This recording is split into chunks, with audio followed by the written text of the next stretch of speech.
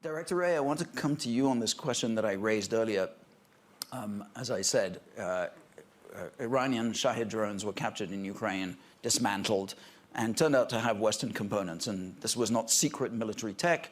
It was, off-the-shelf components that could be, used by almost anyone, anywhere.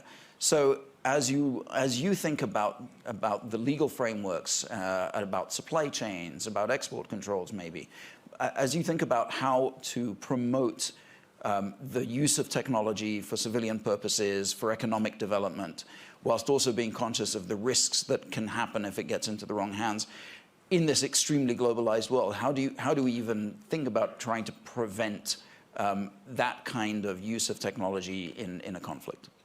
Well, certainly something like an Iranian-built suicide drone being used to attack innocent civilians in the Ukraine is a particularly poignant example of why export controls matter, why sanctions matter.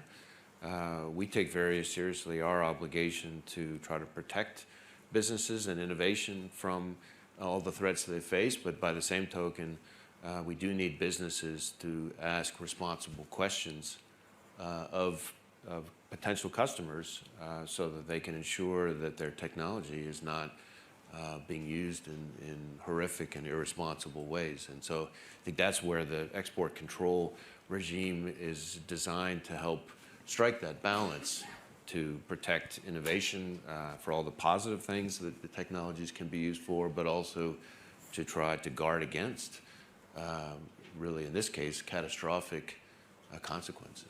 Right, but do you see a way? Do you see this being having really an effect in a world that is so globalized? I mean, at some point, these technologies can be replicated and used everywhere. Well, of course, it depends on the technology that we're talking about. But I think, in many cases, asking the right questions of the potential customers becomes a critical piece of it, and then enforcement where the technology is knowingly misused. Thinking about the fact that more and more infrastructure control systems are computerized, are accessible remotely, therefore vulnerable to cyber attack. Thinking about the fact that autonomous vehicles and drones of one kind or another being used in inspections or being used for monitoring create a further attack surface potentially for cybersecurity.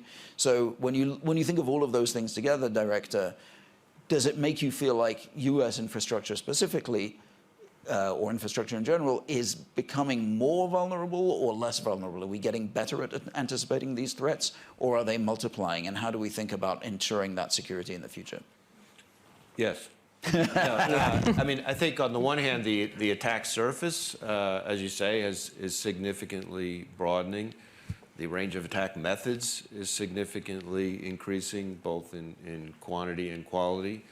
On the other hand, I think the sophistication of the private sector is improving, and particularly important, the level of collaboration between the private sector and the government, especially the FBI, has, I think, made significant strides.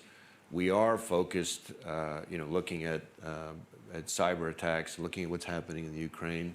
We did see, as the conflict erupted, an increased effort by the Russian intelligence services, which have been conducting malicious cyber activity against U.S. infrastructure for years. But we're increasingly concerned that the surveillance activity, the scanning, the research, all the preparatory activity that could be one thing, could be an indication of something more serious. And so the name of the game in terms of cyber defense from our perspective is to try to get, to use a terrorism analogy, further left of boom. And that's why, for example, we conducted a significant technical operation against a GRU botnet in the early months of the conflict, because we didn't want to wait around to find out what they were up to and what their ultimate intentions were. When you talk about autonomous vehicles, it's obviously something that we're excited about, just like everybody.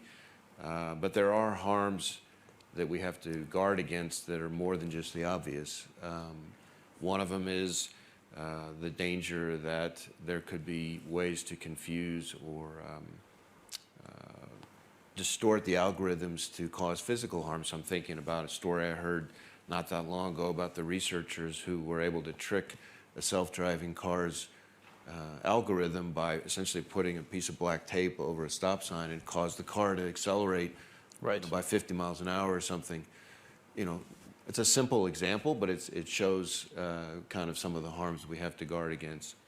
And then a different kind of harm that we're concerned about is the enormous amount of data that autonomous vehicles, for example, aggregate. And anytime you aggregate lots and lots of sensitive data, it makes a very tempting target. So thinking of electric vehicles, autonomous vehicles, as an attack surface of their own,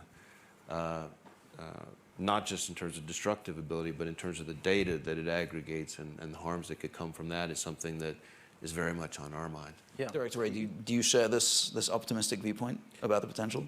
Well, I mean, AI is a classic example of a technology where I have the same reaction every time. I think, wow, we can do that?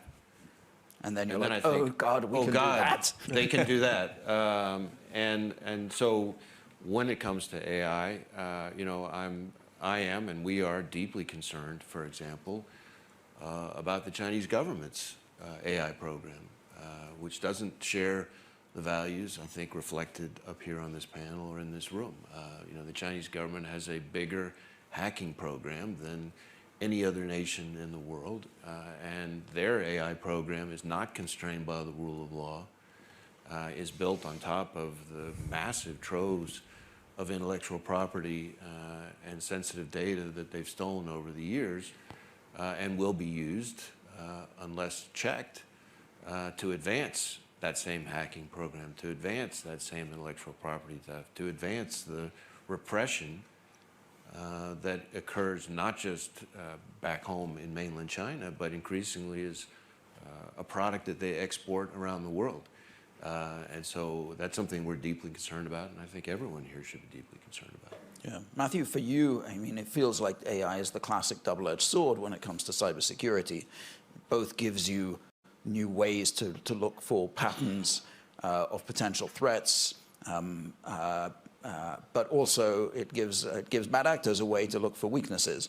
So do you see it as this kind of constant arms race, or how do you see the business that you're in evolving over the next few years because of this? Well, certainly AI has been extremely helpful in improving cyber defense. It makes it much better able to identify patterns and trends and find connections and to make more informed decisions about cybersecurity. But as you say, it also aids cyber offense, including cyber attacks. I'm thinking about things like malware development, social engineering, things of that sort. So there is a degree to which the cat and mouse game that occurs in that realm, cyber defense, cyber security, and cyber offense, are being critically permeated by the whole AI discussion. And then, of course, as some of the examples we've talked about here already reflect, we are concerned about the data. We used the autonomous vehicles example before, but it's not the only one. The aggregation of data that comes with AI and the potential that the AI itself becomes a target. Director, did you want to weigh in very briefly before we went? I did. I just I don't disagree with Matthew's more optimistic projection of the good guys and the bad guys. I think I would make two important points. And one is, you'll notice, and I think quite rightly, he repeatedly referred to the good guys working together. And that is the critical premise for that to happen, because in a world, whether you want to call it cat and mouse or anything else, we're in a world where all these technologies are available to both the good guys and the bad guys. The good guys are constrained by the rule of law and international norms. Bad guys aren't, which you could argue, in a sense, gives them a competitive advantage.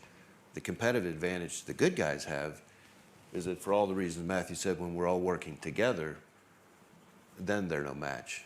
Yes. Because the bad guys' relationships with each other are purely transactional, and they'll turn on each other in a heartbeat if it suits them. But because they're not constrained by the rule of law, because they're not constrained by international norms, we have to be mindful of the advantage that gives them and work together in partnership. Thanks to you all for listening, and thanks to our wonderful panel for taking part in this discussion.